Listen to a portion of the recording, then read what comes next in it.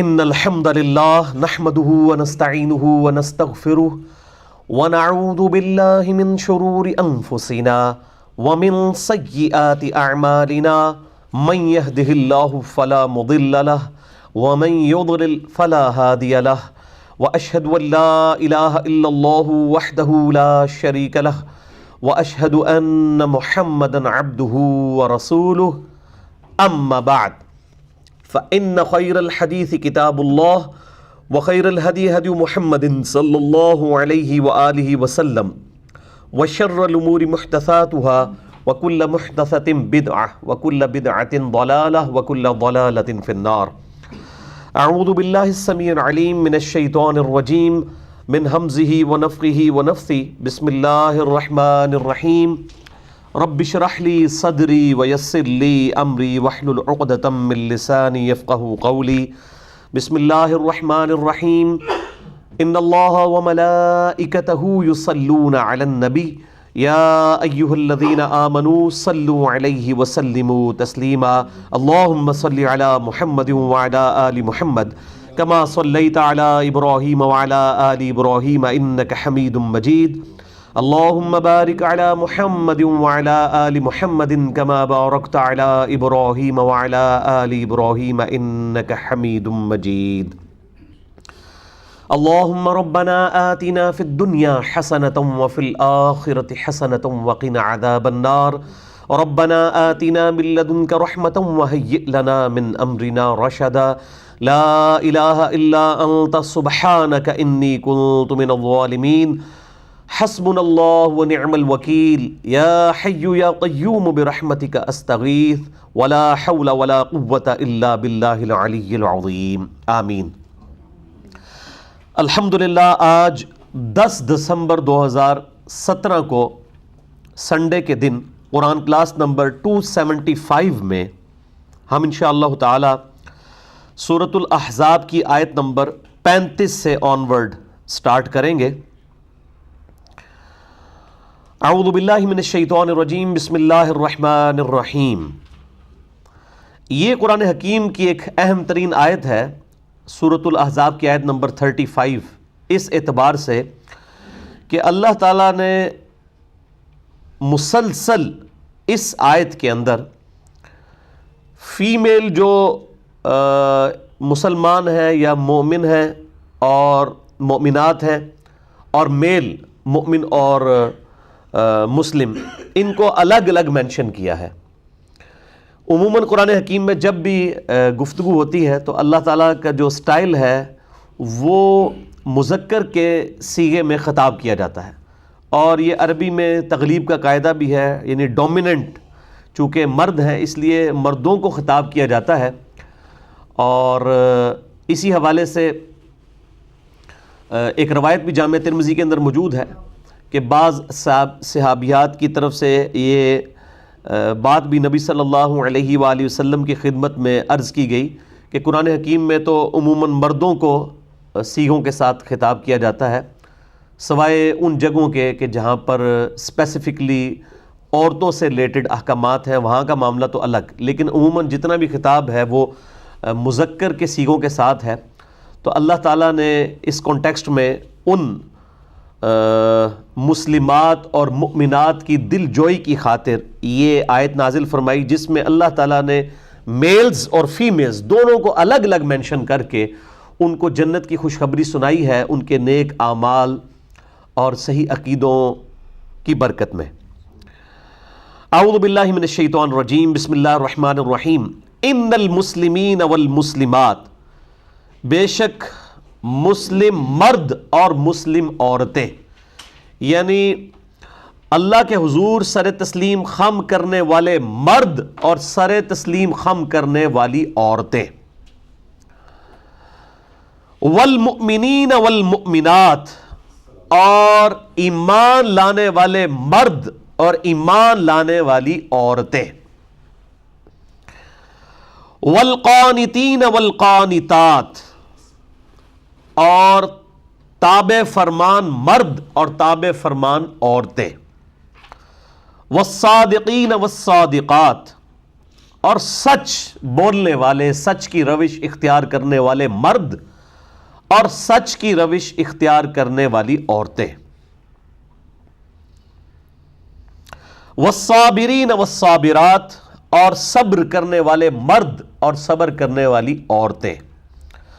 والخاشعین والخاشعات، اور اللہ کے حضور عاجزی کرنے والے مرد اور عاجزی کرنے والی عورتیں۔ والمتصدقین والمتصدقات، اور اللہ کے لیے صدقہ اور خیرات کرنے والے مرد اور صدقہ اور خیرات کرنے والی عورتیں۔ والصائمین والصائمات، اور روزہ رکھنے والے مرد اور روزہ رکھنے والی عورتیں۔ والحافظین فروجہم، اور اپنی شرمگاہوں کی حفاظت کرنے والے مرد۔ والحافظات، اور حفاظت کرنے والی عورتیں۔ والذاکرین اللہ کثیرا، اور کثرت کے ساتھ اللہ تعالی کا ذکر کرنے والے مرد۔ والذاکرات، اور کثرت کے ساتھ ذکر کرنے والی عورتیں۔ اعد لہم، اعد اللہ لہم مغفرۃ واجرا عظیما، ان سب کے لیے اللہ تعالیٰ نے مغفرت اور عظیم اجر تیار کر رکھا ہے۔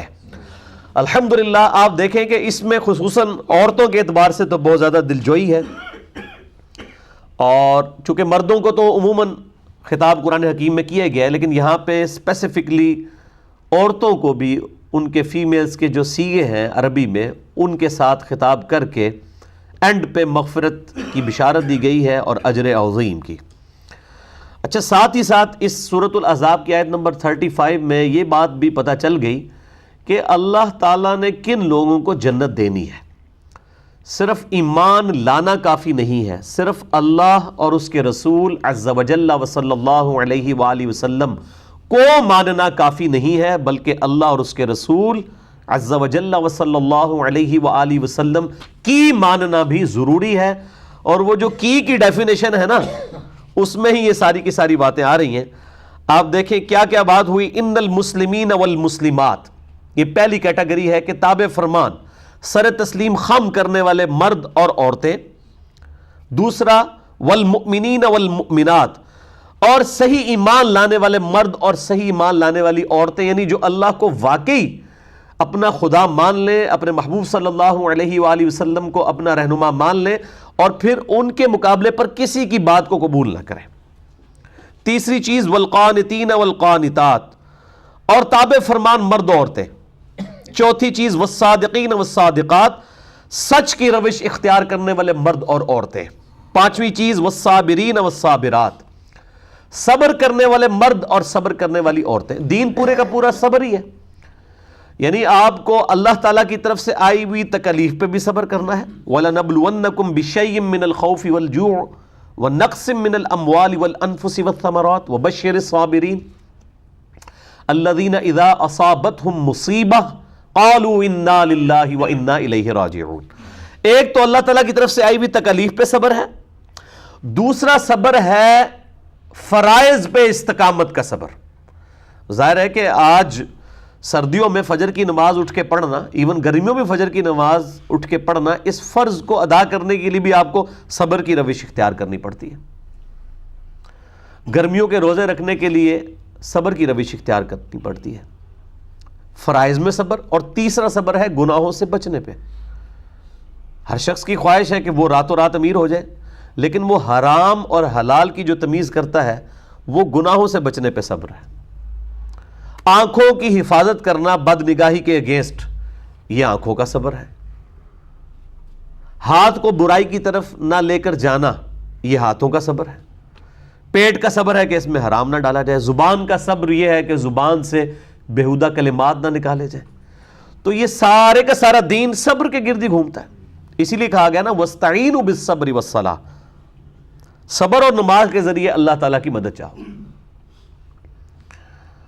تو تین قسم کے صبر ہوئے، تکلیف پر صبر، فرض پہ استقامت پہ صبر، اور تیسرا گناہوں سے بچنے پر صبر۔ گناہ سے بچنے کے لیے بھی آپ کو صبر اختیار کرنا پڑتا ہے، اپنی بیسک انسٹنکٹس کے خلاف اپنی عقل کو استعمال کر کے حواس کے اوپر قابو رکھنا پڑتا ہے۔ یہ 5 چیزیں آگی جی۔ چھٹی چیز والخاشعین والخاشعات، اور عاجزی کرنے والے، اللہ کے حضور گڑ گڑانے والے مرد اور عورتیں۔ 7ویں والمتصدقین والمتصدقات، اور صدقہ اور خیرات کرنے والے مرد اور عورتیں۔ 8ویں چیز والصائمین والصائمات، اور روزہ دار مرد اور روزہ دار عورتیں۔ اور 9ویں چیز والحافظین فروجہم والحافظات، اور اپنی شرمگاہوں کی حفاظت کرنے والے مرد اور عورتیں۔ اور 10ویں چیز والذاکرین اللہ کثیرا والذاکرات، کثرت کے ساتھ اللہ کا ذکر کرنے والے مرد اور عورتیں۔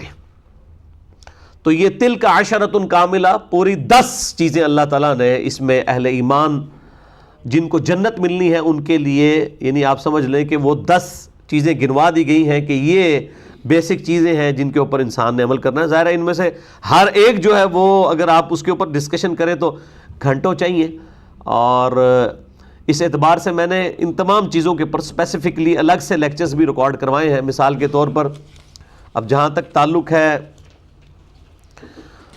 صدقہ اور خیرات کا، تو اس کانٹیکسٹ میں مسئلہ نمبر 95A اور B ہے میرا، صدقہ خیرات اور زکوٰۃ سے ریلیٹڈ۔ رمضان سے ریلیٹڈ 4 لیکچر ہیں، مسئلہ number 53A B C D۔ پھر اس کے بعد یہ شرمگاہ کی حفاظت سے ریلیٹڈ اور سیکس اور اس سے ریلیٹڈ ساری چیزوں پہ مسئلہ نمبر 155 ہے۔ اور ذکر کے کانٹیکسٹ میں تو میں نے 6 لیکچرز، جب وہ آیت آئی تھی سورۃ الرعد کی آیت نمبر 28، الا بذکر اللہ تطمئن القلوب، آگاہ ہو جاؤ کہ اللہ کی یاد میں دلوں کا سکون ہے، تو 6 نشستوں میں یہاں پہ تقریباً 8 سے 10 گھنٹوں میں گفتگو ریکارڈ ہوئی تھی، مسئلہ نمبر 111A B C اور 112A B C۔ تو آج میں ان چیزوں کو سکپ کرتا ہوں۔ ان ساری چیزوں کے بعد اللہ نے ان 10 چیزوں کو گنوانے کے بعد فرمایا اعد اللہ لہم مغفرۃ واجرا عظیما، ایسے لوگوں کے لیے جن کے اندر جن مرد و عورت کے اندر یہ صفات پائی جاتی ہوں گی، اللہ تعالیٰ نے سجا کر رکھا ہے، تیار کر رکھا ہے مغفرت اور اجر عظیم۔ اللہ تعالیٰ بھی ہمیں ان لوگوں میں شامل فرمائے، اور اللہ تعالیٰ ہمیں ان لوگوں کی کیٹیگری سے محفوظ فرمائے کہ جو اللہ تعالیٰ کے غضب کا شکار ہونے والے ہیں، آمین۔ اب میرے بھائیوں، اگلی جو آیات ہیں سورۃ الاحزاب کی آیت نمبر 36 سے آنورڈ، چند آیات، یہ بھی نبی صلی اللہ علیہ وآلہ وسلم کی زندگی کا ایک بڑا اہم ترین واقعہ ہے، جس کے اعتبار سے آج تک مختلف ڈسکشنز جو ہیں وہ پبلک کے اندر عام ہیں۔ آج میں شاید اتنی ڈیٹیل میں تو نہ جاؤں، جو قرآن حکیم میں جتنی چیزیں بیان ہوئی ہیں میں انشاءاللہ ان کو ڈسکس کروں گا۔ سورۃ الاحزاب کے آغاز ہی میں 2 بڑے شریعت کے مسائل بیان ہوئے تھے۔ نمبر 1 مسئلہ بیان ہوا تھا کہ اسلام میں منہ بولا رشتہ کوئی نہیں ہے، اور نمبر 2 ایشو اس اعتبار سے کہ جو کوئی شخص اپنی بیوی کو اگر ماں کہہ بیٹھے تو اس کے لیے کیا کفارہ ہے، اس کے اوپر میرا الگ سے کلپ ریکارڈڈ ہے، اور وہیں پر میں نے بتایا تھا کہ یہ جو منہ بولا رشتہ ہے اس کے کانٹیکسٹ میں آگے چل کے ڈیٹیلز بھی آئیں گی، اور آپ صلی اللہ علیہ وآلہ وسلم کی مبارک زندگی میں ہی ایک ایسا رول ماڈل ہمارے لیے رکھ دیا گیا، اور آپ صلی اللہ علیہ وآلہ وسلم کی زندگی میں ایک ایسا اہم ترین واقعہ پیش آیا کہ جس کی وجہ سے اللہ تعالیٰ نے یہ منہ بولا رشتے والی جو رسم ہے اس کو توڑ دیا کہ یہ کبھی بھی حقیقی رشتہ نہیں ہو سکتا۔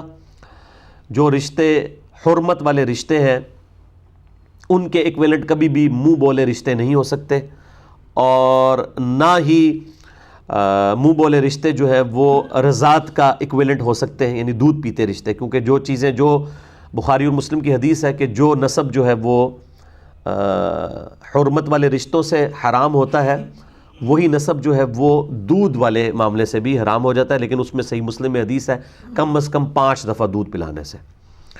خیر وہ آج ٹاپک نہیں ہے، آج اسپیسیفکلی ڈسکشن ہوگی سورۃ الاحزاب کی آیت نمبر 36 سے آنورڈ، نبی صلی اللہ علیہ وآلہ وسلم کی زندگی کے ایک واقعے سے متعلق، اور وہ ہے سیدنا زید ابن حارثہ رضی اللہ تعالی عنہ وعلیہ السلام، جو آپ صلی اللہ علیہ وآلہ وسلم کے منہ بولے بیٹے تھے۔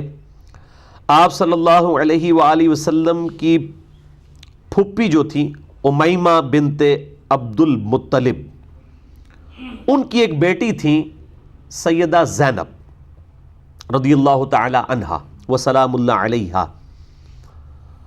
ان کے ساتھ آپ صلی اللہ علیہ وآلہ وسلم نے سیدنا زید ابن حارثہ کا رشتہ طے کروایا۔ زید ابن حارثہ رضی اللہ تعالیٰ عنہ کو لوگ زید ابن محمد بھی کہا کرتے تھے، کیونکہ آپ صلی اللہ علیہ وآلہ وسلم نے بڑی چھوٹی عمر سے ان کو پالا تھا، اور یہ بیسیکلی سیدنا خدیجہ رضی اللہ تعالی عنہا وسلام اللہ علیہا، جو سیدہ فاطمہ رضی اللہ تعالی عنہا وسلام اللہ علیہا کی والدہ محترمہ تھی اور امہات المومنین میں سے ہیں، ان کے یہ غلام تھے زید ابن حارثہ۔ یہ غلام آپ صلی اللہ علیہ وآلہ وسلم کو شادی کے بعد گفٹ کر دیے سیدہ خدیجہ نے، اور ان کی پرورش نبی صلی اللہ علیہ وآلہ وسلم نے کی، یعنی لڑک پن کی عمر میں ہی آپ صلی اللہ علیہ وآلہ وسلم کے پاس ہی آگے 12 سے 15 سال کی عمر میں۔ چونکہ آپ صلی اللہ علیہ وآلہ وسلم نے ان کی پرورش کی، تو عرب کے اندر ایک منہ بولے رشتے والا معاملہ جو ہے بڑا ایک سٹرونگ رشتہ سمجھا جاتا تھا، اسی وجہ سے ان کو لوگ زید ابن محمد صلی اللہ علیہ وآلہ وسلم رضی اللہ تعالی عنہ کہنا شروع ہو گئے، اور یعنی ایک یہ ٹرینڈ کے طور پہ تھا عرب میں۔ تو اللہ تعالیٰ اس رسم کو توڑنا چاہتا تھا، اور اس رسم کو توڑنے کے لیے ظاہر ہے کہ آپ صلی اللہ علیہ وآلہ وسلم کی مبارک ذات کو سامنے رکھا جاتا تو ہی اتنے بڑے لیول کی رسم ٹوٹ سکتی تھی۔ بہرحال اللہ تعالیٰ کی طرف سے معاملہ ایسا ہوا کہ زید ابن حارثہ رضی اللہ تعالیٰ عنہ کی جب عمر جو ہے وہ شادی کی عمر کو پہنچی، تو آپ صلی اللہ علیہ وآلہ وسلم نے ان کے رشتے کے لیے تگ و دو شروع کر دی۔ اب یہ چونکہ غلام زادے تھے، اور عرب کے اندر ایک آپ کو پتہ ہے قبائلی سسٹم اور پھر اونچے خاندان کا اعتبار کیا جاتا تھا، تو ان کے لیے رشتہ ارینج کرنا مشکل ہو گیا۔ تو پھر آپ صلی اللہ علیہ وآلہ وسلم نے اپنی ذاتی کوشش کے ساتھ سیدہ امیمہ بنت عبد المطلب، جو آپ صلی اللہ علیہ وآلہ وسلم کی پھپھی تھیں، ان کی بیٹی سیدہ زینب رضی اللہ تعالی عنہا وسلام اللہ علیہا کے ساتھ زید ابن حارثہ کے رشتے کی بات چلائی۔ لیکن ظاہر ہے کہ اب زید ابن حارثہ جو ہیں وہ غلام زادے تھے، اور رنگ بھی ان کا کالا تھا حبشیوں والا، اور دوسری طرف ایک ہاشمی خاندان جو قریش کا اعلیٰ ترین قبیلہ، خانہ کعبہ کے متولی سیدنا عبد المطلب، اور ان کی وہ آپ سمجھ لیں پوتی ہیں، نبی صلی اللہ علیہ وآلہ وسلم بھی ان کے پوتے ہیں، تو ایک اونچا خاندان تو تھا۔ تو وہ لوگ ریلیکٹنٹ ہوئے اس رشتے کو قبول کرنے کے لیے، حالانکہ اللہ کے نبی صلی اللہ علیہ وآلہ وسلم نے رشتہ طے فرمایا، لیکن انہوں نے قبول نہیں کیا اور تذبذب کا شکار ہوئے۔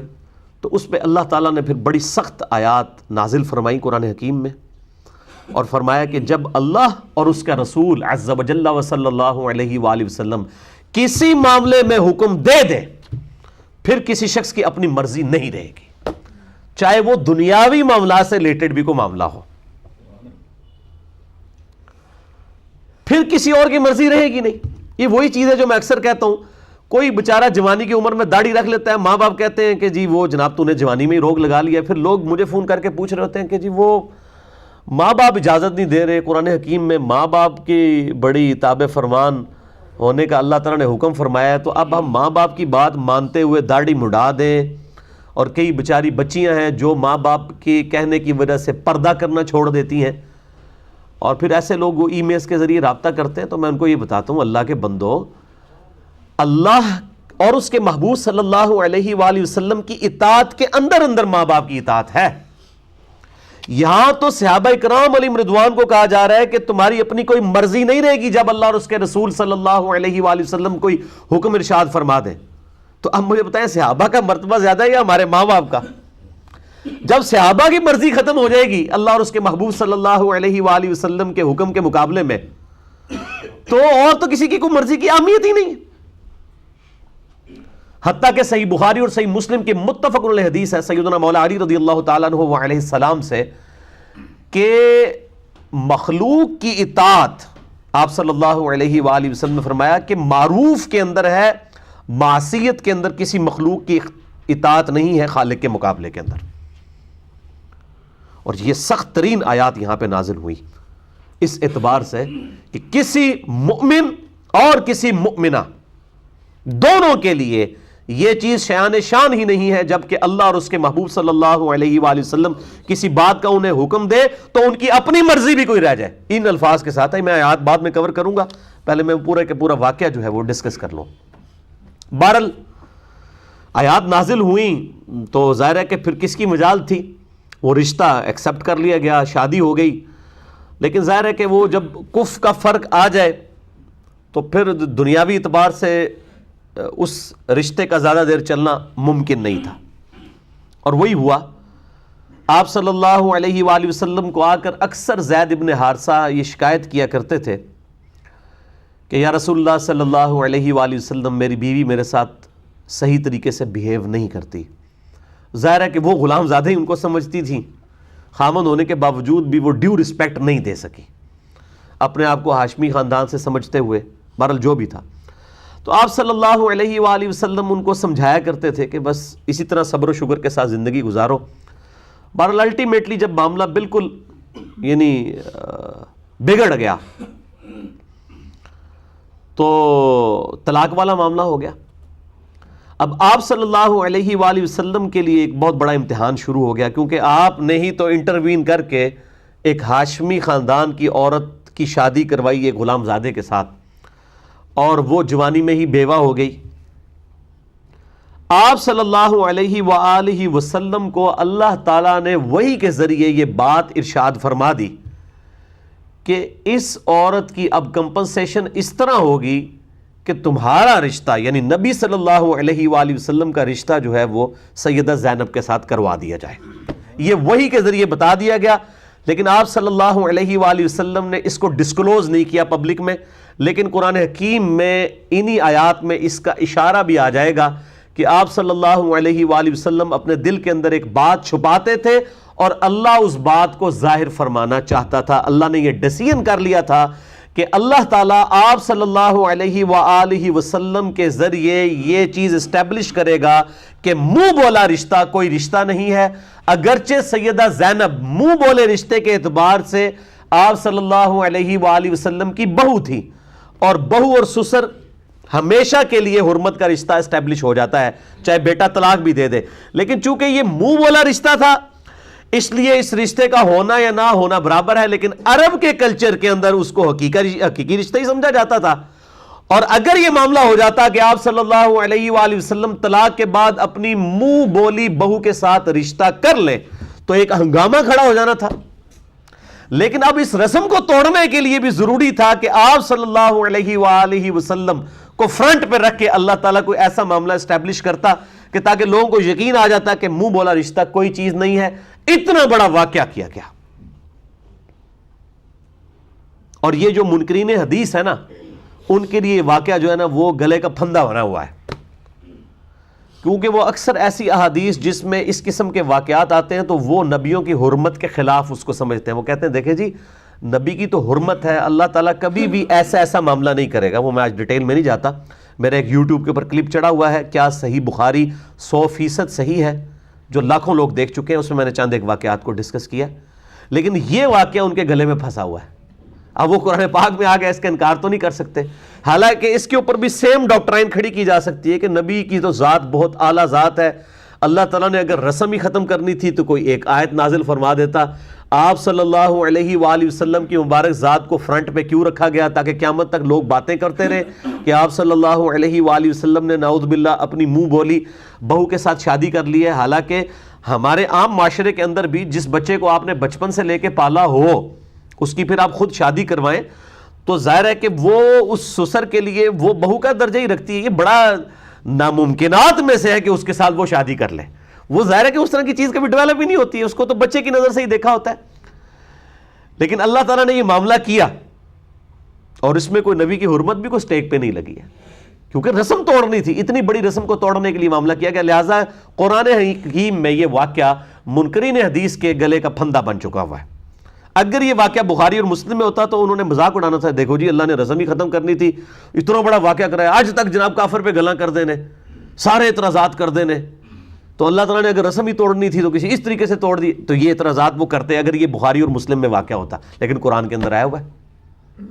اس لیے میں نے جو نبی صلی اللہ علیہ وآلہ وسلم پہ جو جادو ہوا تھا, بخاری اور مسلم میں حدیث ہے, اس کے دفاع میں بھی میں نے اس واقعے کو دلیل کے طور پر کوٹ کیا تھا کہ آپ جو ڈاکٹرائن کھڑی کرتے ہیں تو اصل اصول اور مبادی پہ بات ہونی چاہیے.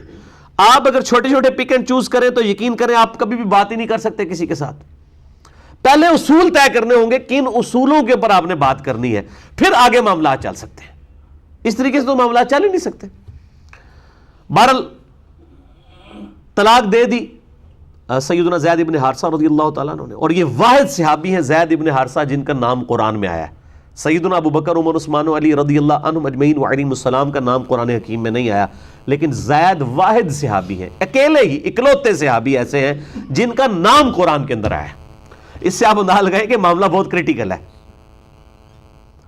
تو انہوں نے طلاق دے دی. آپ صلی اللہ علیہ وآلہ وسلم کو اللہ تعالیٰ نے وحی کے ذریعے خبر دے دی کہ اب تو آپ کا رشتہ ہم زینب کے ساتھ کریں گے. تو آپ ظاہر ہے کہ کوئی بھی شریف النفس آدمی, پھر آپ صلی اللہ علیہ وآلہ وسلم کے بارے میں تو بخاری مسلم میں آتا ہے کہ آپ میں کنواری لڑکیوں سے زیادہ شرم و حیا تھی.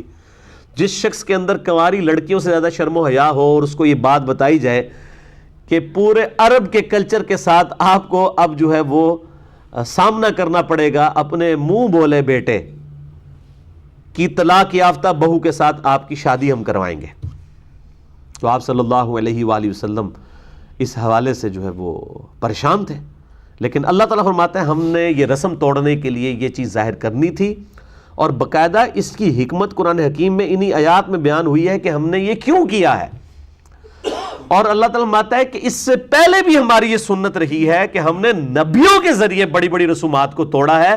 لہٰذا اگر آپ صلی اللہ علیہ وآلہ وسلم کی عزت اور ناموس اس حوالے سے کافروں کے لیے اعتراض کا سبب بن جائے تو آپ نے ٹینشن نہیں لینی.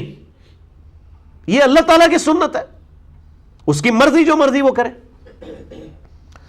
ظاہر ہے کہ جب اللہ تعالیٰ کی طرف سے تسلی ہوگی تو پھر نبی صلی اللہ علیہ وآلہ وسلم نے بھی اس معاملے میں استقامت کی, اور سیدہ زینب جو ہے وہ آپ کے نکاح میں آ گئیں, اور دنیاوی طور پہ آپ کا کوئی نکاح اس روئے ارض پہ نہیں ہوا. اور یہی وجہ ہے, صحیح بخاری میں حدیث ہے, سیدہ زینب رضی اللہ تعالی عنہا وسلام اللہ علیہا باقی امہات المومنین پر یہ فخر فرمایا کرتی تھی کہ تم ساری بیویوں کا نکاح دنیا میں ہوا ہے اور میرا نکاح اللہ تعالیٰ نے 7 آسمانوں کے اوپر کیا ہے اپنے محبوب صلی اللہ علیہ وآلہ وسلم کے ساتھ. یہ صحیح بخاری میں حدیث موجود ہے. فوق 7 السماوات, فوق 7 السماوات, 7 آسمانوں کے اوپر میرا نکاح ہوا ہے. تو یہ سیدہ زینب کی فضیلت ہے جزوی باقی تمام امہات کے اوپر کہ ان کا نکاح اللہ تعالیٰ نے قرآن پاک میں فرمایا ہم نے نکاح کر دیا. That's all. یعنی دنیاوی طور پہ کوئی اس طرح کی سرمنی ارینج نہیں کی گئی. بہت بڑی فضیلت ہے سیدہ زینب کی رضی اللہ تعالی عنہا وسلام اللہ علیہا. یہ پھر امہات المومنین میں سے ایک ہماری ماں ہے. لیکن چونکہ اب یہ واقعہ قرآن حکیم میں آیا اور آپ کو پتہ ہے کہ اسلام اس وقت دنیا میں آپ صلی اللہ علیہ وآلہ وسلم کے ذریعے اسلام کو عروج ملا. اسلام تو ظاہر حضرت سیدنا آدم علیہ السلام سے ہی چلتا آ رہا ہے, لیکن اس کا جو عروج ہے, ایپیکس جو ہے, وہ آپ صلی اللہ علیہ وآلہ وسلم کی ذات کے ذریعے. آپ صلی اللہ علیہ وآلہ وسلم کے دنیا میں مبعوث ہونے سے پہلے ہزاروں سال کی انسانی تاریخ کے اندر آپ دیکھتے ہیں کہ کفار بادشاہ جو ہیں وہ اپنی عبادت کروایا کرتے تھے, اور ایک جسے کہتے ہیں نا کہ ایک مذہبی جبر کی کیفیت تھی. اسلام قبول کرنے کی وجہ سے مخالفین کو ایک جبر سے گزرنا پڑتا تھا, اور مذہب چھوڑنے والے, کفار کے مذہب کو اختیار کرنے والے اپنے بادشاہوں کو سجدہ کرتے تھے. لیکن آج امریکن پریزیڈنٹ ٹرمپ کو کوئی سجدہ نہیں کرتا, چاہے وہ مسلمان ہیں یا نہیں ہے, کوئی سجدہ ان کو نہیں کرتا. یہ مذہبی جبر سب سے پہلے انسانی تاریخ میں اسلام نے آ کے توڑا، جو رومن اور پرشین امپائر کو اللہ تعالیٰ نے مسلمانوں کے ذریعے توڑوایا۔ 3 براعظموں میں پھیلی ہوئی رومن امپائر اکھاڑ کے رکھ دی اللہ تعالیٰ نے۔ اور میری اس کے اوپر یوٹیوب کے اوپر کافی ویڈیوز ہیں۔ ایک ابھی حال ہی میں ہم نے ربیع الاول کے اندر ہی ایک میری پرانی ویڈیو کا کلپ تھا، مسئلہ نمبر 143 کا، نبی صلی اللہ علیہ وآلہ وسلم کا انقلاب 17 سال کے اندر، کمیونزم، سوشلزم، اس سے پہلے بھی آپ دیکھ لیں، رومن امپائر ہو، پرشین امپائر، بڑے بڑے جو سلطنتیں اور انقلابات تھے وقت کے ساتھ ختم ہوتے چلے گئے، لیکن آپ صلی اللہ علیہ وآلہ وسلم کا انقلاب بڑے مختصر عرصے میں آیا، اور اس بڑے لیول پہ کہ آج 1400 سال گزر چکے ہیں، آپ صلی اللہ علیہ وآلہ وسلم کو دنیا سے گئے، لیکن آج بھی دنیا کے ہر خطے کے اندر اذان دی جاتی ہے، نماز پڑھی جاتی ہے، گلی گلی انقلاب نظر آتا ہے نبی صلی اللہ علیہ وآلہ وسلم کی وہ لائی ہوئی تبدیلی کا۔ تو رومن اور پرشین امپائر کو الٹ دینا، دونوں سپر پاورز کو، صرف 17 سال کے اندر، یکم ہجری سے لے کر 17 ہجری تک، اتنے بڑے لیول کا انقلاب انسانیت کی تاریخ میں نہ پہلے آیا نہ کبھی بعد میں آئے گا۔ تو ظاہر ہے جس انقلاب نے اس لیول سے دنیا بدل دی کہ اس کے بعد اب کافر اگر حکومت میں بھی آئے تو انہوں نے اپنی عبادت نہیں کروائی جس طرح فرعون کروایا کرتے تھے اور رومن امپائر کے بادشاہ کروایا کرتے تھے۔ مذہبی جبر ہمیشہ کے لیے اکھاڑ کے پھینک دیا نبی صلی اللہ علیہ وآلہ وسلم اور آپ صلی اللہ علیہ وآلہ وسلم کے جانثار صحابہ کرام علیہم رضوان و علیہم السلام کے ذریعے اللہ تعالیٰ نے۔ اور میں پھر بات کروں گا کہ عمر سیریز جو قطر والوں نے فلم بنائی ہے 30 اقساط کے اوپر، اس میں انہوں نے یہ انقلاب دکھایا ہے، کمال کر دیا۔ سیدنا عمر فاروق رضی اللہ تعالیٰ عنہ و علیہ السلام کے اعلان، یعنی آپ صلی اللہ علیہ وآلہ وسلم کے اعلان نبوت سے 6 سال پہلے سے لے کر سیدنا عمر کی شہادت تک آپ کو سینٹرڈ کرتے ہوئے عربی کے اندر انہوں نے 30 اقساط کے اوپر فلم بنائی ہے عمر سیریز۔ اس میں سارے کا سارا انقلاب دکھایا۔ آپ صلی اللہ علیہ وآلہ وسلم کو تو نہیں دکھایا گیا، لیکن باقی اصحاب کو سینٹرڈ کر کے بہترین انداز میں اتھینٹک جو اسلامک ہسٹری ہے، جس میں انہوں نے پھر غزوہ بدر، غزوہ احد، اسی طریقے سے صلح حدیبیہ اور فتح مکہ، اور اس کے بعد پھر رومن امپائر جو گری جنگ یرموک میں، اس کے بعد جنگ قادسیہ میں جو پرشین امپائر گر گئی، یہ ساری کی ساری جنگیں جو ہیں وہ دکھائی ہیں، کمال کر دیا۔ بہرحال جب اس بڑے لیول کی تبدیلی جس ریلیجن نے لائی ہو تو اس کے دشمن بھی اسی بڑے لیول پہ ہوں گے۔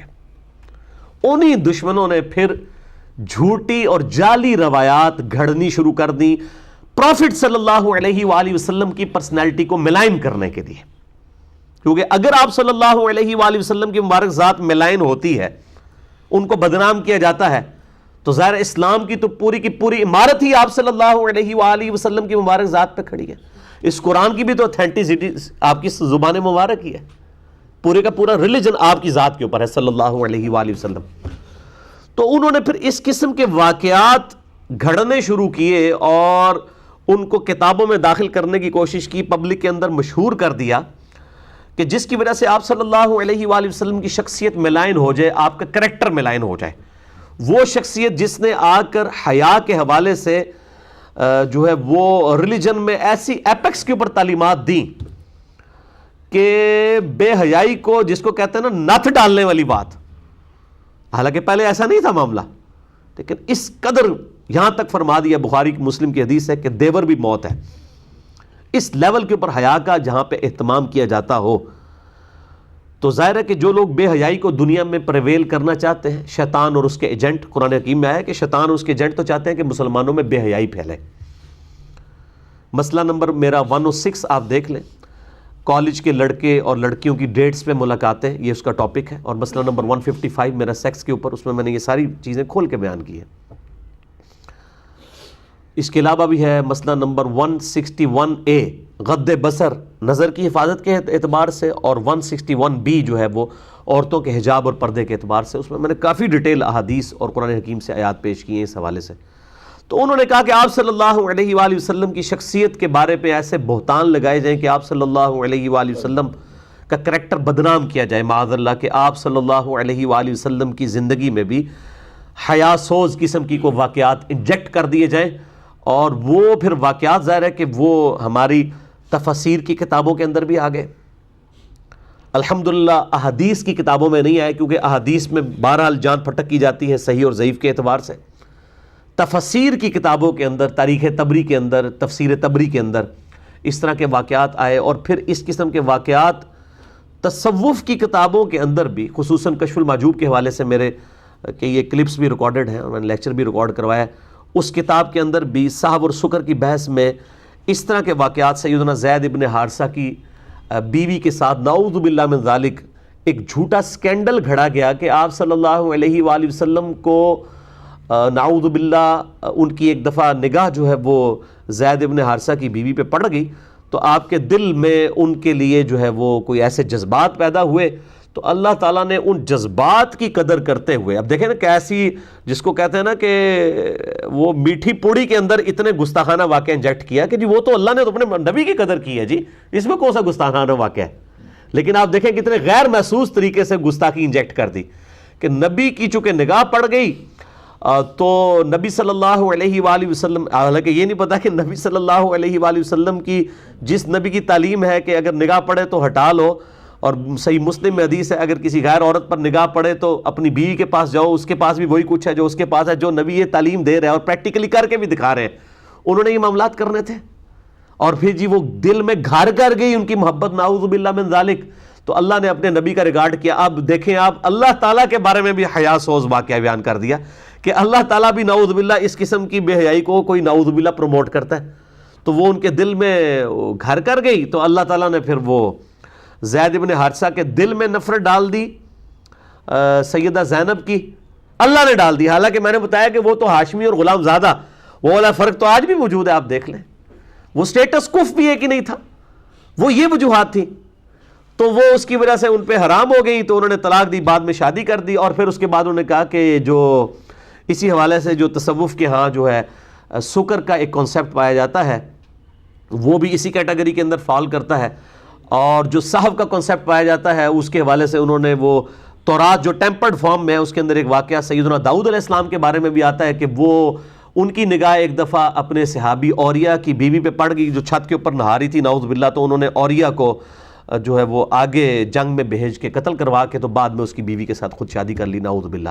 اس سے تصوف کے ہاں صحف ثابت کیا گیا کہ بھول چوک، اور سکر کہتے ہیں وہ بھول چوک نہیں ہے، وہ تو بندہ اپنی ہوش میں ہی نہیں ہوتا، تو نعوذ باللہ نبی علیہ السلام بھی اپنی ہوش میں تھی، انہوں نے جان بوجھ کے نہیں دیکھا بلکہ آپ نعوذ باللہ ہوش میں ہی نہیں تھے، حالانکہ قرآن تو کیا کہہ رہا ہے، ما ضل صاحبکم وما غوا، تمہارے نبی نہ کبھی بہکے ہیں نہ کبھی بہرا چلے ہیں، وما ینطق عن الہوا، وہ اپنی خواہش نفس سے کچھ نہیں کہتے، ان ہوا الا وحی یوحا، وہ تو وہی کہتے ہیں جو اللہ ان کو وحی کرتا ہے۔ اور بخاری و مسلم کی حدیث کہ نبی علیہ السلام میں کنواری لڑکیوں، پردہ نشین لڑکیوں سے زیادہ شرم و حیا تھی، آپ صلی اللہ علیہ وآلہ وسلم اتنے شرم و حیا والے تھے، یہ معاملات آپ کے ساتھ ہو ہی نہیں سکتے تھے، بالوں نے وہ واقعات لیے، اور اس میں انہوں نے جو ہے، چونکہ آپ کو پتہ ہے تصوف کے ہاں کیسی کیسی چیزیں پائی، ہمارے آپ لاہور شہر میں ایک مزار ہے مادو لال حسین، جی وہ کہتے ہیں مادو لال ایک لڑکا تھا ہندو، اور حسین جو ہے وہ ایک مسلمان بزرگ تھے، وہ اس لڑکے پر عاشق ہو گئے تھے، اور وہ عشق مشوقی انہوں نے وہ یعنی دو مردوں کی آپس میں چلائی ہے، ایک ہندو کی اور ایک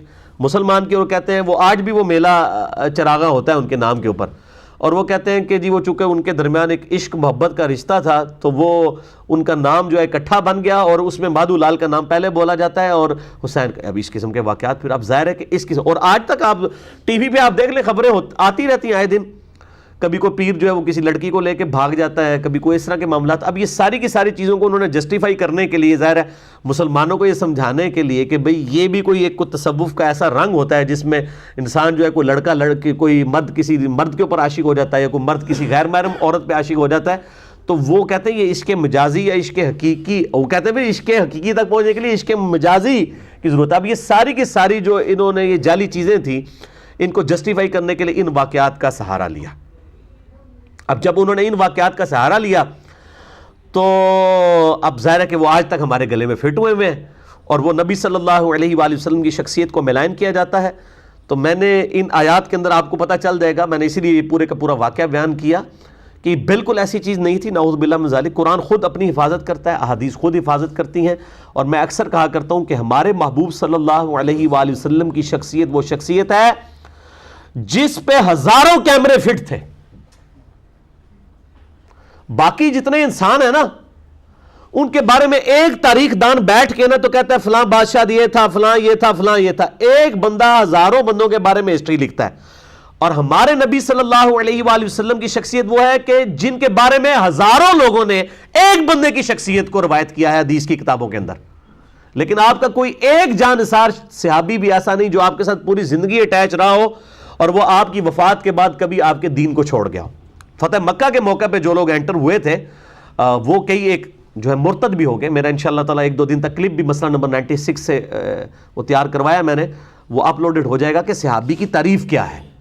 ٹھیک ہے, ہم سارے لوگوں کو صحابہ نہیں مانتے ہیں جنہوں نے حضور صلی اللہ علیہ وسلم کو ایمان کی حالت میں دیکھ لیا, بلکہ وہ صحابی ہوگا جو آپ صلی اللہ علیہ وآلہ وسلم کی اس نے کچھ صحبت اختیار کی, اس کے بعد مرنے کے بعد مرتد نہیں ہوا. ورنہ کئی صحابہ تو حضرت ابوبکر کے خلاف منکرین زکوٰۃ بن گئے, مسلمہ کذاب کے ساتھ جا کے مل گئے. بخاری و مسلم میں حدیث ہے کہ ایسے لوگ جب میرے حوض کوثر پہ لائے جائیں گے میں کہوں گا یا ربی اصحابی اصحابی, اے میرے رب یہ میرے صحابہ ہیں. تو اللہ تعالیٰ کہا آپ کو نہیں پتا آپ کے بعد انہوں نے دین کو چھوڑ دیا تھا, دین سے الٹے قدم پھر جائیں گے, پھر گئے تھے. تو میں کہوں گا سحقا سحقا لمن غیر بعدی, ان پر پھٹکار ہو جنہوں نے میرے بعد میرے دین کو بدل دیا. یہ جو پکڑ کے ہمارے اہل حدیث لوگ بریلوی دیوبندیوں کے اوپر لگا رہے ہوتے ہیں, یہ تو اصل الفاظ اصحابی اصحابی کم از کم 10 روایتیں بخاری و مسلم میں موجود ہیں حوض کوثر کے کانٹیکسٹ میں. خیر یہ الگ سے انشاءاللہ کلپ ایک آدھ دن میں اپلوڈ ہو جائے گا. وہ کلپ تیار ہو گیا تقریباً 12-13 منٹ کا. مسئلہ نمبر 96 عظمت صحابہ, رد المنافقین اور سنی شیعہ کے اختلاف کا تحقیقی جائزہ. تو یہ آپ صلی اللہ علیہ وآلہ وسلم پہ ہزاروں کیمرے فٹ تھے, لیکن آپ کا کوئی ساتھی آپ سے الگ نہیں ہوا کہ جی ہم تو مفاد کی خاطر اس کے ساتھ اٹیچ تھے نعوذ باللہ, اور آپ وفات کے بعد ہم آپ کو حقیقت بتا دیتے ہیں یہ شخص یہ نہیں تھا. بلکہ حالت یہ ہوئی ہے کہ آپ کی زندگی میں وہ عروج نہیں آیا, اور یہ اللہ تعالیٰ نے آپ کی نبوت کی حفاظت کی. هو الذی ارسل رسولہ بالہدی ودین الحق لیظہرہ علی الدین کلہ, وہی اللہ ہے جس نے اپنے محبوب صلی اللہ علیہ وآلہ وسلم کو الہدی یعنی قرآن اور دین حق کے ساتھ مبعوث کیا تاکہ اس کو تمام ادیان پر غالب کر دے. ولو کرہ الکافرون, چاہے کافر اس کا, ولو کرہ المشرکون, چاہے مشرک اور کافر اس کا برا مان جائے. تو آپ صلی اللہ علیہ وآلہ وسلم کی مبارک زندگی میں اگر یہ دین کا غلبہ ہوتا, لوگ کہتے ہیں ہاں جی بڑے بڑے لیڈرز آئے تھے, غلبہ تو ہو ہی جانا تھا, لیکن آپ کے بعد ہوا ہے. اور اس حالت میں ہوا ہے جب ہزاروں لوگ جو فتح مکہ پر آپ پہ ایمان لے آئے تھے, آپ کی وفات کے بعد وہ دین کو چھوڑ گئے. اس کے باوجود اللہ تعالیٰ نے صحابہ کرام علیہم رضوان, خلفائے راشدین علیہم رضوان و علیہم السلام کو اس قدر استقامت دی کہ وہ پیشن کے ساتھ چلے اور پہلے عرب کے اندر غلبہ حاصل کیا, اس کے بعد رومن اور پرشین امپائر کو جنگ قادسیہ, جنگ یرموک کے اندر اکھاڑ کے رکھ دیا. تو یہ غیر معمولی اللہ تعالیٰ کی مدد تھی صحابہ کرام علیہم رضوان کے ساتھ. تو اتنے کیمرے جس شخص کے اوپر فٹ ہوں اس کو تو یعنی اپنا کریکٹر اس کا تو بالکل کھلی کتاب ہوتا ہے. تو ایسا کوئی واقعہ کسی حدیث کی کتاب کے اندر رپورٹ نہیں ہوا. یہ واقعات پبلک کے اندر, ایون حدیث کی کتابوں میں بھی کئی جعلی واقعات آ گئے, لیکن شکر ہے صحیح اور ضعیف کے فرق نے جو محدثین نے اسماء و رجال کا علم ڈیولپ کیا ہے اس کی برکت سے اکھاڑ کے وہ پرے پھینک دیے گئے. اور یہ تو شکر الحمدللہ کسی حدیث کی کتاب میں بھی واقعہ نہیں آیا, یہ تفسیر طبری کے اندر آیا. تفسیر ابن کثیر میں بھی حافظ ابن کثیر نے اسے نقل کیا اور کہا کہ یہ بالکل جعلی واقعہ ہے, اور علامہ قرطبی نے بھی اس کو جعلی کہا. لیکن تصوف کے ہاں نہ صرف یہ واقعہ نقل کیا گیا بلکہ انہوں نے اپنے بزرگوں کی جو غلط عقائد اور نظریات تھے ان کو ڈیڈکٹ کیا اس واقعے کے ساتھ, جو ہے ہی بالکل جعلی تھا. تو آج میں اس کی ڈیٹیل میں نہیں جاؤں گا, میں آلریڈی اس کے اوپر کافی دفعہ بول چکا ہوں. مسئلہ نمبر 71B آج سے 5 سال پہلے میرا ریکارڈڈ ہے. انڈیا اور پاکستان کے بزرگوں کی 19 گستاخانہ عبارات کا تحقیقی جائزہ, اور ریٹن میں بھی ہماری ویب سائٹ اہلسنتپاک.com پہ میرا ریسرچ پیپر ہے, اندھا دھند پیروی کا انجام, جو لیکچر کے اینڈ پہ سب لوگوں کو مل جائے گا. اس میں میں نے یہ سارے واقعات نقل کیے ہیں اور قرآن و سنت سے ان کے اوپر محاسبہ کیا ہے. تو مسئلہ نمبر 71B بھی میرا دیکھ سکتے ہیں.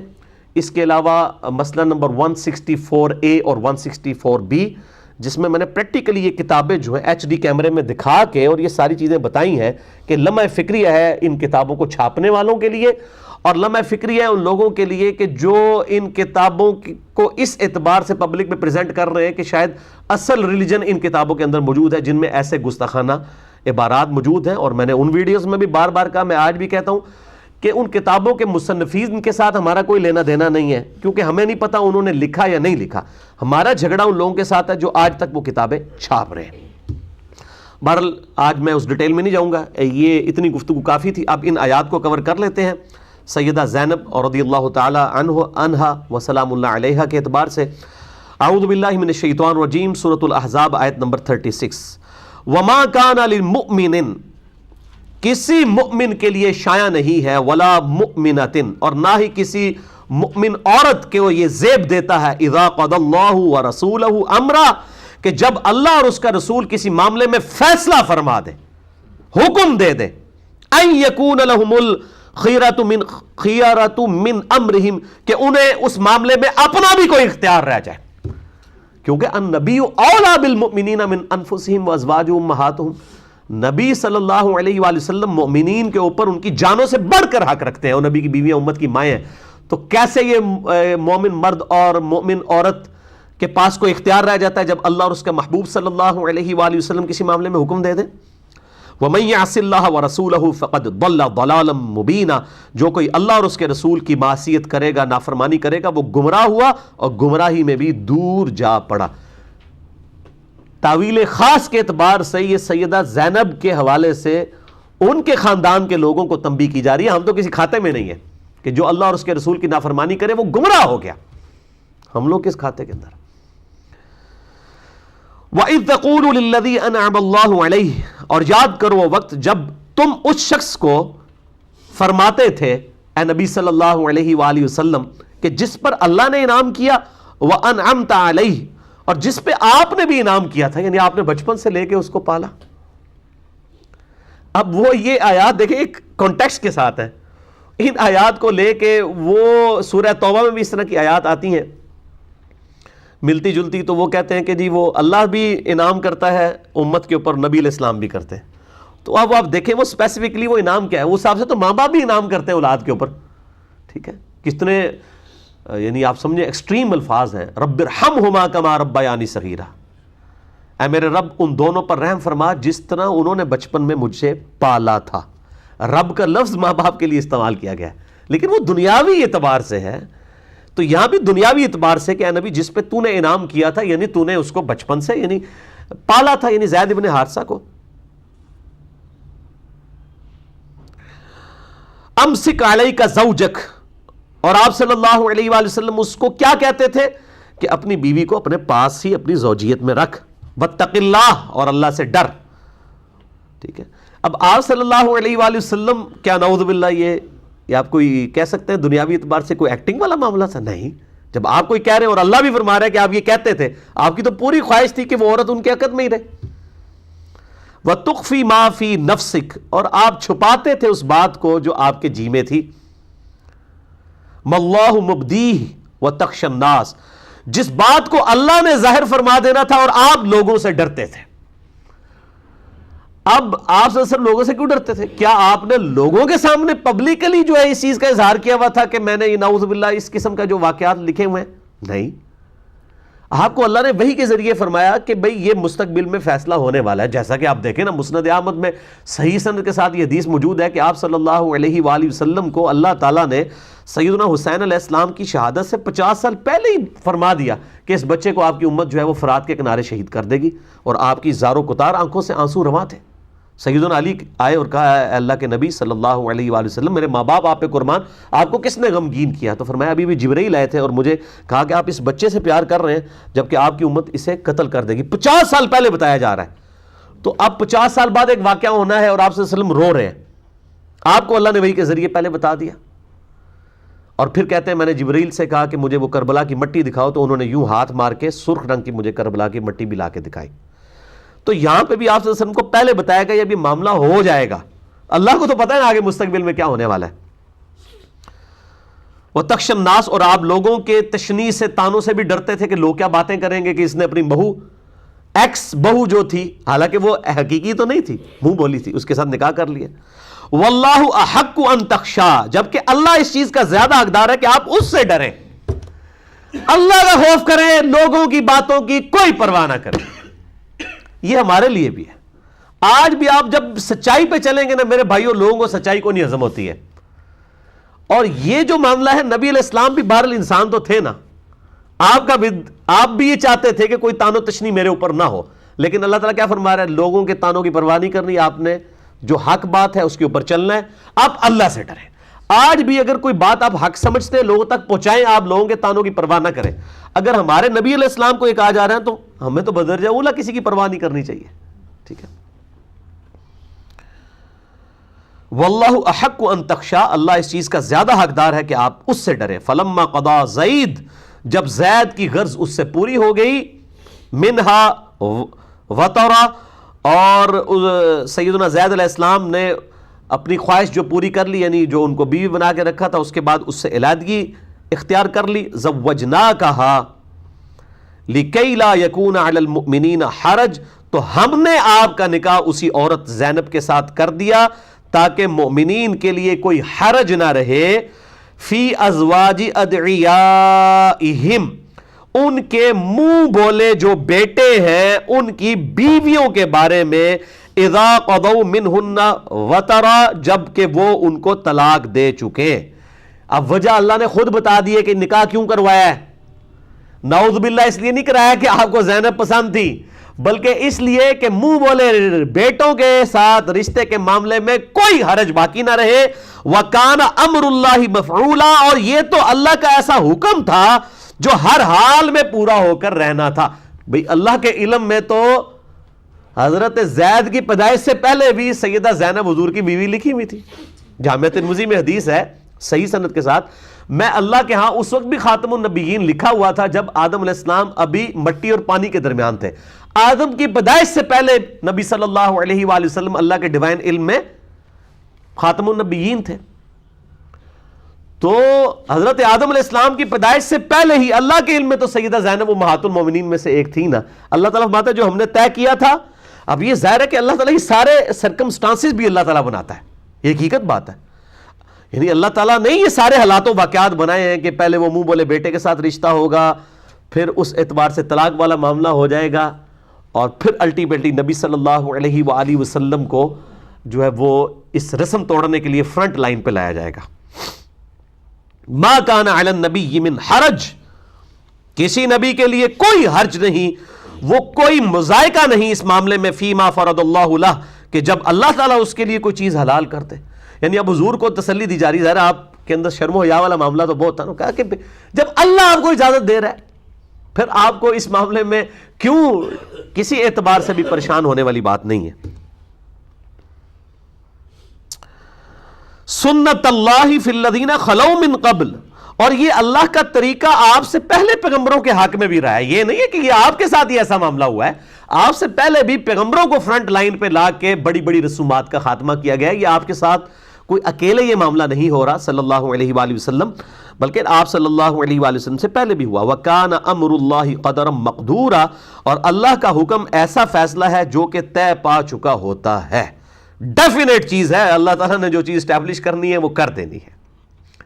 الَّذِينَ يُبَلِّغُونَ رِسَالَاتِ اللَّهِ وَيَخْشَوْنَهُ وَلَا يَخْشَوْنَ أَحَدًا، وہ لوگ، وہ انبیاء کرام جو اللہ کا پیغام لوگوں تک پہنچاتے ہیں اور صرف اللہ سے ڈرتے ہیں، وَلَا يَخْشَوْنَ أَحَدًا إِلَّا اللَّهَ، اور کسی ایک سے بھی نہیں ڈرتے اللہ تعالیٰ کے مقابلے پر۔ وَكَفَى بِاللَّهِ حَسِيبًا، ایسے لوگوں کے لیے اللہ تعالیٰ جو ہے وہ کافی ہے۔ تو ایسے پیغمبروں کے مقابلے پہ جو لوگ کھڑے ہوتے ہیں اللہ تعالیٰ ان کا حساب کرنے والا کافی ہے۔ نبیوں کو ٹینشن لینے کی ضرورت نہیں ہے، اللہ تعالیٰ نبیوں کی پشت پہ ہے، ان کی پشت پناہی کرنے والا ہے، مددگار ہے، اور انبیاء کرام علیہ السلام کے ذریعے ان رسومات کو مٹایا جاتا ہے۔ لیکن لہٰذا آپ صلی اللہ علیہ وآلہ وسلم کے ساتھ جو یہ معاملہ ہوا، آپ نے اس کی ٹینشن نہیں لینی۔ اور پھر شورى آفاق آیت آ گئی اسی کانٹیکسٹ میں، وہ اسی کے ساتھ جڑی ہوئی ہے، سورہ الاحزاب آیت نمبر 40۔ ما کان محمد ابا احد من رجالکم ولکن رسول اللہ وخاتم النبیین وکان اللہ بکل شیء علیما، محمد صلی اللہ علیہ وآلہ وسلم تم مردوں میں سے کسی کے باپ نہیں ہیں۔ تم یہ سمجھتے ہو زید ابن حارثہ کے وہ باپ ہیں؟ نہیں، وہ تو کسی بھی مرد کے باپ نہیں ہیں، ان کی تو اپنی صلبی بیٹے بھی مرد تک نہیں پہنچے۔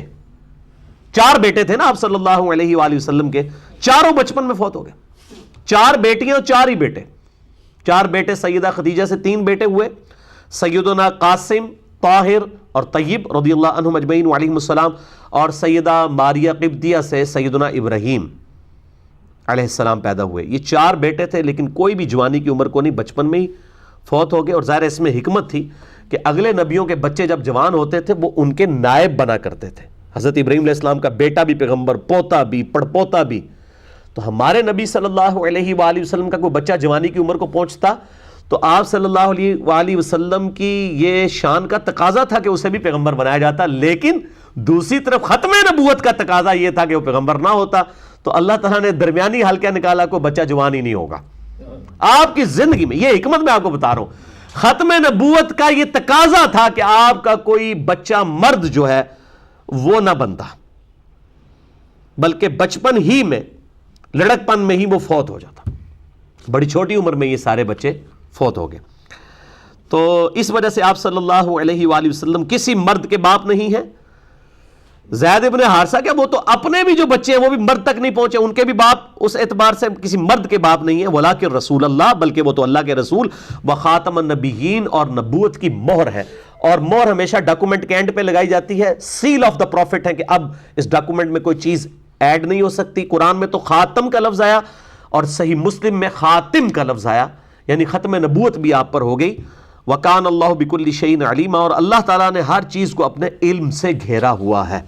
اب یہ آیت ایسی ہے کہ جس کے اوپر گھنٹوں بولا جا سکتا ہے، لیکن میں الحمدللہ اس کے اوپر آلریڈی جو قادیانیوں نے ایک فتنہ کھڑا کیا ہے خاتم اور خاتم کے لفظ کے اعتبار سے، مسئلہ نمبر 40 میرا ریکارڈڈ ہے، اس کو 40 نمبر مسئلہ اسی آیت نمبر 40 کی نسبت سے ہی قرار دیا گیا تھا. اہل سنت پاک .com پہ آپ مسئلہ نمبر 40 لکھیں، 40 مسئلہ MAS والا کوما ALAH، تو وہ مسئلہ نمبر 40 کھل جائے گا، جس میں خاتم اور خاتم کے اعتبار سے اور قرآن حکیم کی آیات اور بخاری اور مسلم کی کئی احادیث سے میں نے ختم نبوت کے مسئلے کو الحمدللہ ایڈریس کیا ہے. آج میں اس ڈیٹیل میں نہیں جاؤں گا ورنہ یہ 40-50 منٹ اسی آیت کے اوپر لگ جائیں گے. جو چیزیں پہلے آلریڈی ریکارڈڈ ہیں ظاہر ہے انہی سے ہی ہم بینیفٹ اٹھائیں تاکہ ہماری یہ ترجمہ کلاس جو ہے جلدی جلدی کور ہو. تو وہ ضرور دیکھ لیں. بہرحال اس آیت سے یہ بات پتہ چل گئی کہ آپ صلی اللہ علیہ وآلہ وسلم کسی مرد کے باپ نہیں ہیں، نہ زید ابن حارثہ کے باپ ہیں اور نہ ہی اپنی جو صلبی اولاد ہے اس میں بھی کوئی مرد کے درجے تک نہیں پہنچا. تو بہرحال ان آیات کے بعد زید ابن محمد صلی اللہ علیہ وآلہ وسلم جو لوگ کہتے تھے ان کو زید ابن محمد کہنا چھوڑ دیا اور زید ابن حارثہ کہنا شروع کر دیا. ان کے باپ کی طرف ان کو منسوب کیا گیا اور منہ بولے رشتے والا معاملہ. اس سے یہ بھی بات پتہ چلی کہ اگر کوئی لے پالک بچہ لیا جائے گا تو اس کے باپ کا نام نہیں چینج کیا جائے گا.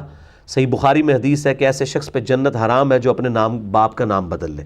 اس کے حوالے سے میں پہلے بھی ڈسکشن کر چکا ہوں اور انہی طرح کی احادیث کو ایک غلط انٹرپریٹیشن بھی علماء عرب کی طرف سے کی گئی کہ بھئی خاوند کا نام جو ہے وہ بیوی اپنے نام کے ساتھ نہیں لکھ سکتی کیونکہ وہ اپنے باپ کا نام بدل دے گی. وہ خاوند کا نام لکھا ہوتا ہے. تو وہ میرا ایک یوٹیوب کے اوپر کلپ ہے، آپ دیکھ سکتے ہیں. کیا بیوی شادی کے بعد اپنے خاوند کا نام اپنے ساتھ لگا سکتی ہے؟ تو میں نے علماء عرب کا رد کیا ہے کہ وہ جب خاوند کے نام کے خانے میں اس کا نام لکھا جاتا ہے وہ نام کے ساتھ لگانے سے یہ نہیں ہو جاتا کہ اس کے وہ باپ کا نام اس نے بدل دیا ہے. ولدیت نہیں ہوتی بلکہ خاوند کا نام ہوتا ہے. آج میں اس ڈیٹیل میں نہیں جاؤں گا. اللہ تعالیٰ سے دعا ہے جو حق بات میں نے کہی اللہ تعالیٰ ہمارے دلوں میں راسخ فرمائے. اگر جذبات میں میرے منہ سے کوئی غلط بات نکل گئی تو اللہ تعالیٰ ہمارے دلوں سے ہی معاف کرتے ہیں. ہمیں کتاب و سنت کی تعلیمات پر عمل کر کے دوسرے بھائیوں تک پہنچانے کی توفیق عطا فرمائے. سبحانک اللہم و بحمدک اشہد ان لا الہ الا انت استغفرک و اتوب الیک وما علینا الا البلاغ المبین. جزاکم اللہ خیرا.